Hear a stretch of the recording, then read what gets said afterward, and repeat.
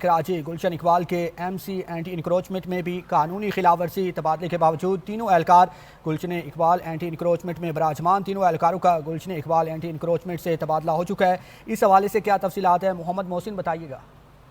जी शुक्रिया। यहाँ पे मैं आपको बताऊंगा गुलशन इकबाल के MC एंटी इंक्रोचमेंट में 3 एहलकारों का कब्जा।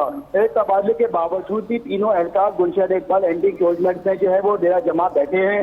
तीन एहलकार को जो है वो गुलशन इकबाल एंटी इंक्रोचमेंट में तबादला जो है वो यहाँ से किया जा चुका था। एहलकारों में ताहिर अहमद खान, आसिफ अहमद खान, वजाद जो है वो शामिल हैं, जिनको जो है फौरी तौर पर वेस्ट ट्रांसफर किया गया, लेकिन तीनों जो है वो अब तक जो है वो इस्तीफा देना जमान है।